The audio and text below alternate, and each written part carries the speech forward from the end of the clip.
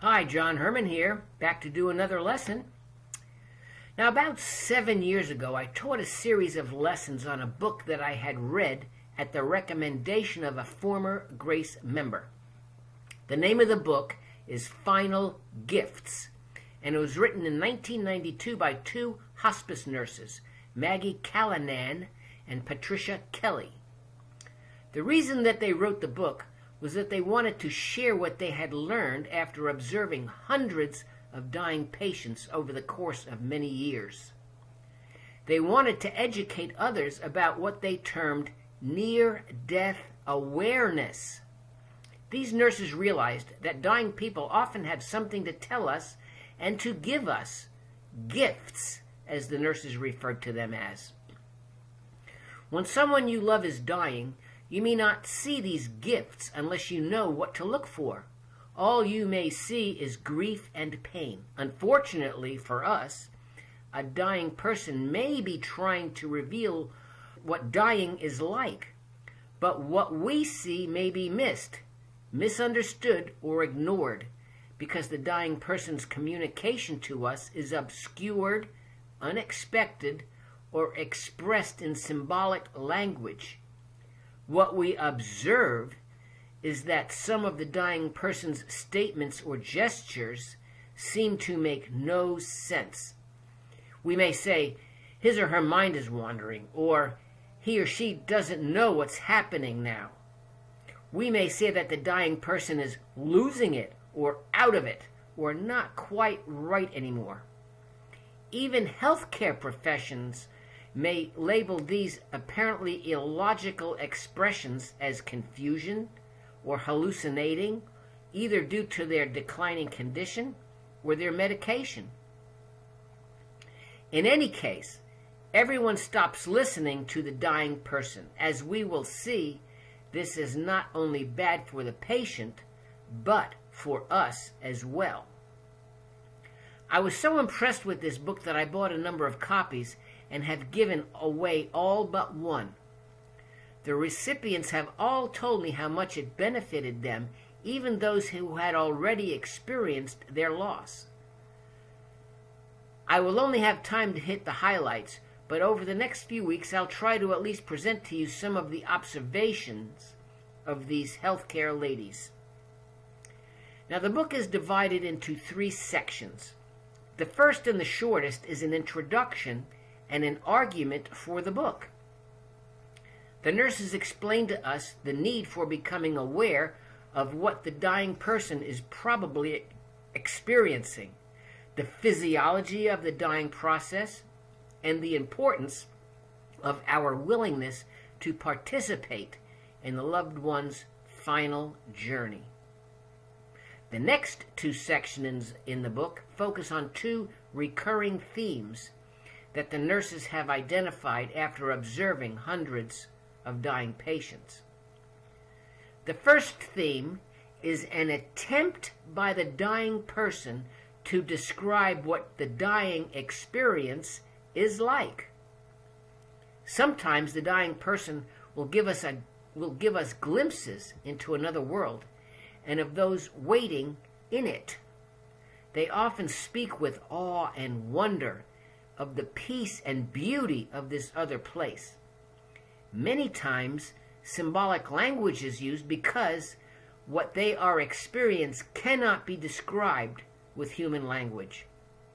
They're trying to describe an infinite experience with a finite language. With this theme, the person sometimes describes being in the presence of someone who is not alive, or they feel the need to prepare for travel or change, or they mention places only they can see. Often, they seem to know when their death will come.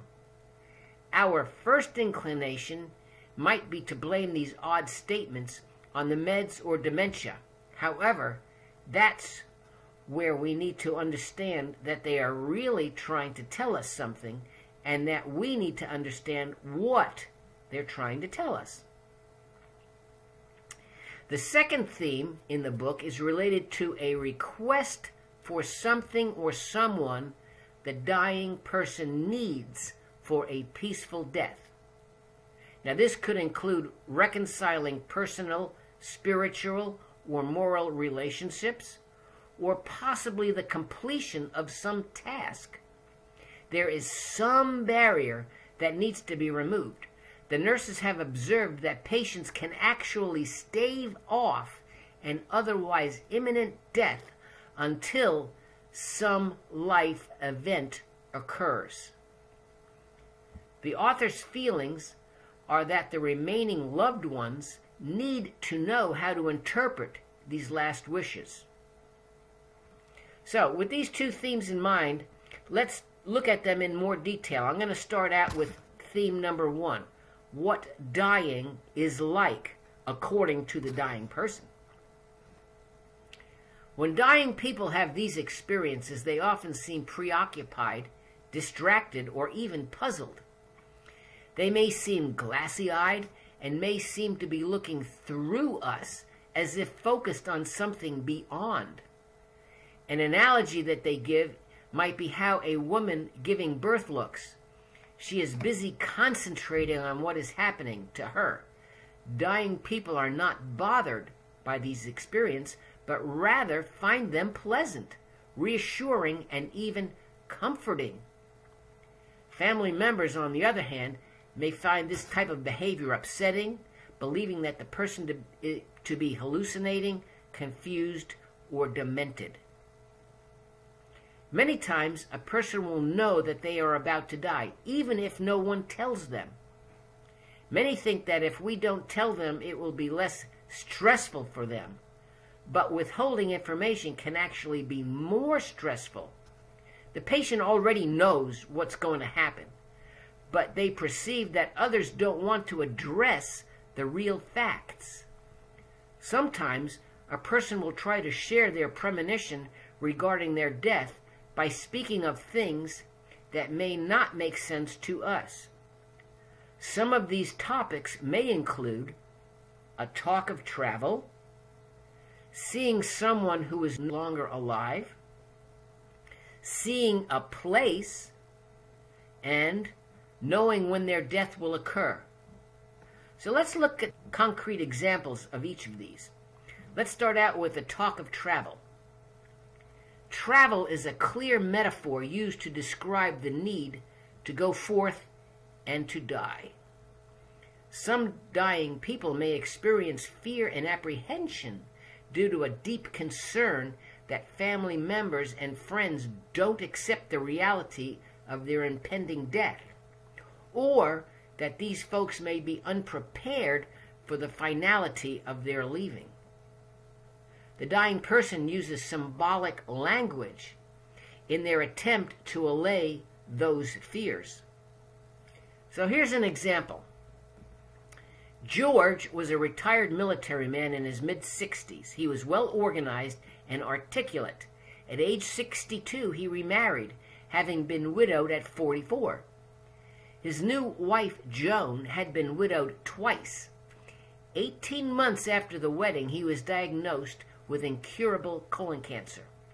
After only 6 months, he became even too weak to read the newspaper. Hospice was called. One day, Joan said to the hospice nurse sadly that he was really out of it now. He keeps asking me to get his papers, his passport, and his ticket. The nurse replied that this was often a way dying people talk of death.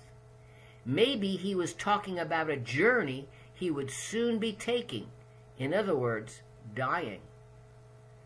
Joan refused to believe that. She was not emotionally prepared for that theory, after already burying 2 husbands in similar circumstances. Significantly, though, she agreed that if the nurse wanted to discuss his meaning with her, that would be all right. She just did not want to be there. The nurse went in to see George. He remarked that he could not find his passport. Did she know where his ticket was? He asked him if he was going on a journey. He answered that yes, he was, but that he did not have his papers. She got right to the point. She asked him if he was going on a different kind of a journey. maybe about leaving the earth, maybe about dying. He responded with relief and nodded affirmatively. She told him that for that kind of journey, he didn't need paperwork. Then she asked him if he was wondering what he needed. Did he want to know what it will be like? He nodded vigorously and said, "Yes, I have to get ready." She explained what dying would be like and how his death would probably come and what he would experience.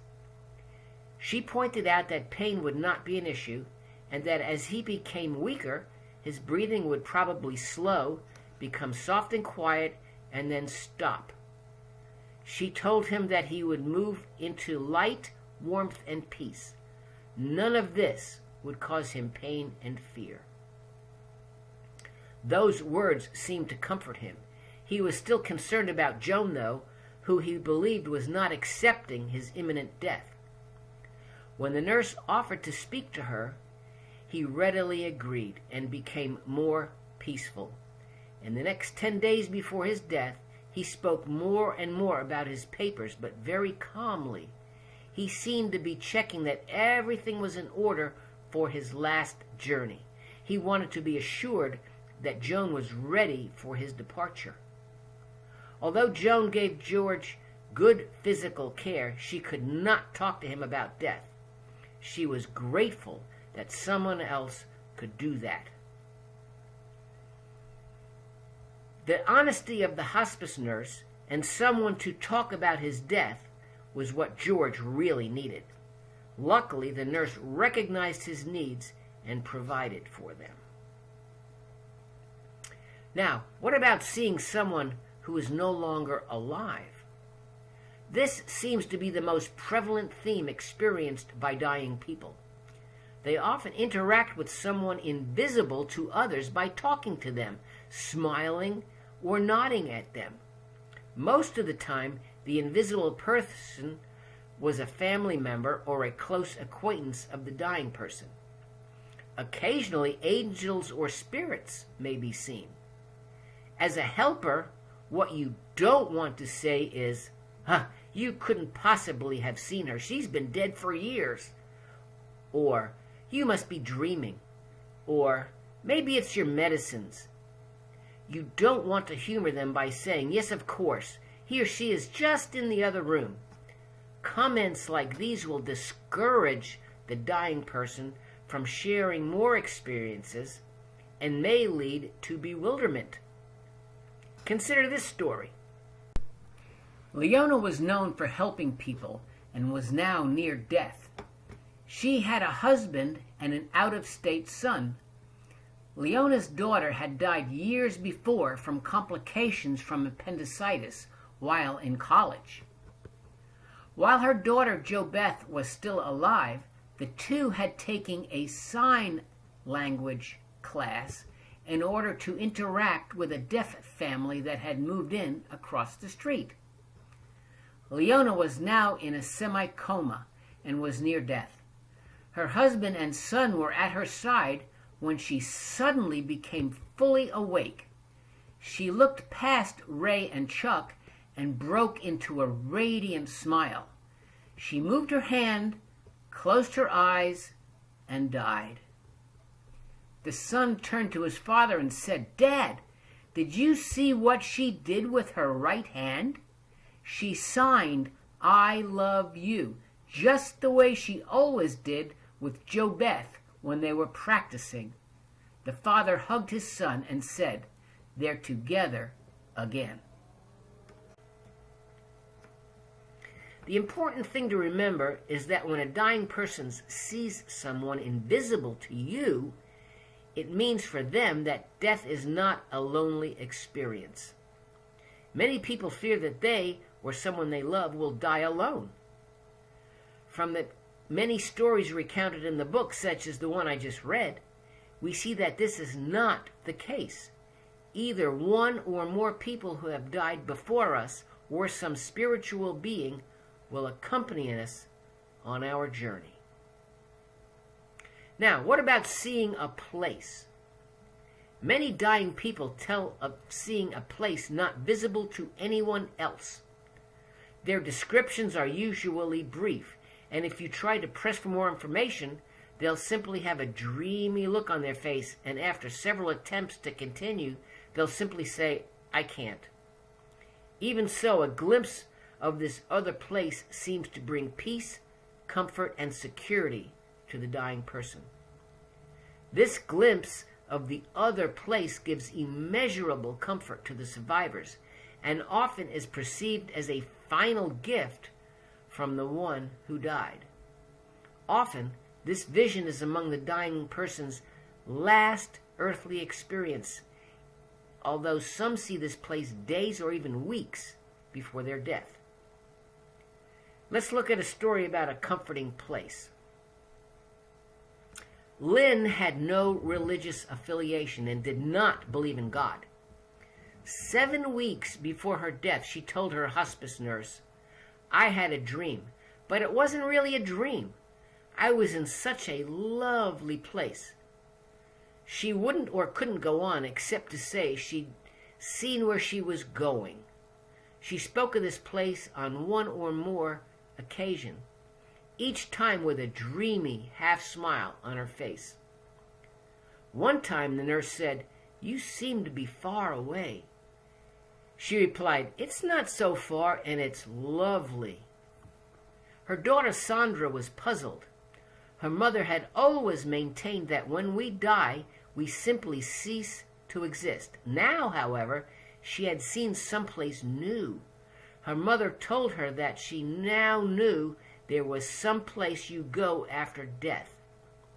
Sandra began to wonder if her mother was now right. Months after a peaceful death, Sandra said it had been disturbing to confront her mother's changed ideas, but that she no longer believed that when you die, you simply cease to exist. It was comforting to think that her mother still existed and that she might someday be reunited with her. Another final gift. Now, sometimes the dying person doesn't describe a place that they see, but only a light. Emma was 50 and had a husband and 2 children in their early 20s. She loved to cook and entertain before her illness and really missed not being able to do that anymore. People would often stop by with food that they thought she would enjoy. One day, Emma proudly told the nurse that her daughter would soon be graduating from college and she couldn't wait to see her in a cap and gown. However, as her illness progressed, she spent more and more time in bed. One day, when the nurse came to visit, she found Emma with a dreamy look in her eyes, and she was staring peacefully into space. "What's happening?" the nurse asked. "There's that beautiful light," she whispered. She did not provide any more information, but continued to mention the light on subsequent visits. Then one day she seemed agitated and remarked, "Oh, if only I could relax." The nurse replied, "What would happen to you if you relaxed?" Emma said, "Well, that light would come closer and I could get to know all these people," sweeping her hand to show the size of the invisible crowd. The nurse assured her that she was in a safe place and that the light would get closer. In the following days, Emma began to complain and fuss about being able to entertain all of those people. She had so much work to do, and with some annoyance remarked that the light kept getting closer. The nurse asked if Emma knew any of the people in the crowd. She squinted and remarked, "Well, yes, there's my father." Now, her father had died about a year before. The nurse then asked, "Is he waiting for you?" Surprised, Emma said, "For heaven's sake, is that what he's doing?" The nurse then asked Emma, "When will your work be done?" "Oh, probably on Sunday," she answered. The nurse alerted the family. The next day, Emma put on her wig and makeup and prepared for her daughter's visit after her graduation, there was quite a celebration with plenty of people, pictures, a cake, and champagne. The next morning, Emma put her wig back on along with her makeup. She laid down contentedly against her pillow, went into a brief coma, and peacefully died with her family around her. As she had predicted, it was Sunday and her work was done. In this case, not only did Emma see a light, but also other people waiting to escort her, and she even predicted the timing of her death after an unfinished event in her life had been completed. We'll talk about that a little more in our next section. Sometimes, comments about another place are easy to miss or hard to understand. Often, people will mention a place or wish to go home even if they are home. In that case, it might be good to ask, which home? When a dying person mentions another place, ask them if they would like to tell you more about it. You may not hear much, but you will learn something.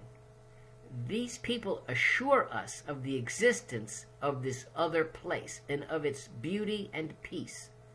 Dying people can teach us that there is a continuation of life beyond death. Now, what about knowing when death will occur? Some dying people seem to know when their death will occur, even down to the day or hour. Most of the time, they face this knowledge not with fear or panic, but with quiet resignation. Their attempts to pass this information to others may be clear or direct, or it may be so subtle that many will miss the meaning. This is easy to see. A dying person often taxes a supporting family's energy to the limit. If the family is the one caring for that person, it's hard work. Aside from the physical care, day-to-day responsibilities are still there. Bills must be paid, meals prepared, dressings and or treatments must be addressed, laundry must be done, children must be cared for, and so forth. On top of this, the future holds grief and loss for the family. It's easy to see why subtle messages might be overlooked. Let's look at another example to see what I'm talking about. Doug was a 25-year-old athlete who had grown up in a family of sports enthusiasts. He had taken a job as a football coach at his old high school when he was diagnosed with lymphoma. After a time, he became unable to care for himself and moved back home with his parents. Hospice was called, and they believed he would live for at least several more months. His 3 siblings lived in the area and visited regularly, but his parents did most of the caregiving. It turned out that the sister was also diagnosed with cancer, but her outlook was promising. Doug was not told about her condition for fear of upsetting him. One day, Doug's father called the hospice nurse. He explained that he couldn't put his finger on it, but something was definitely different with Doug. Now, in the book, one of the authors made the comment that when she received such calls, she often did find subtle changes, and that frequently the patient was actually dying. When the nurse got there, she could find no obvious problem, and they decided to wait to see if anything developed. Then she asked Doug's parents if his siblings were coming to visit anytime soon. They said yes. In fact, they would be visiting the next day to watch a football game. Then the father said, sort of as an aside, "Look, this is what Doug drew this morning." And what it was a diagram of a football play with the circles and arrows indicating the plays. The nurse noticed that the circles of one team each bore the initials of one of Doug's family members. The circle with the sister with cancer was shown running to the edge of the field, but not going out of bounds. The circle with Doug's initial had an arrow that went out of bounds. Next to it was a scribbled note, "Out of the game by noon on Sunday." The nurse commented that she thought Doug was trying to tell them something. He seemed to be saying that something serious was going to happen before noon the next day, even that he might die. The parents called the siblings and asked them to come early the next day. Each family member spent time with Doug, who seemed quieter than usual. Then, all of a sudden, he became restless and asked his mother to rearrange his pillows. He laid back, closed his eyes, and died. His mother remarked that he looked very peaceful. He knew this was going to happen, didn't he? Did Doug know what was going to happen? Did he somehow know about his sister's illness? He used language that his family would understand to describe what he seemed to know. It was a message that could be very easily have been missed had someone not paid attention to it. Now, the strange thing about this story is that an autopsy was done on Doug because his condition did not seem bad enough that death was imminent. What was found was that Doug actually died from a blood clot that had entered his lungs, not the cancer. How did he know that was going to happen? And yet he predicted his death with great accuracy. Okay, I'm going to end here for today. I hope these few stories have engaged your mind as to what may be experienced at the most important event in our lives. The authors included many more stories, but I only picked a few at random to illustrate their observations and thoughts. Next time, I'm going to take a look at the next section of the book, What the Dying Person Needs for a Peaceful Death. Peace, and have a good week.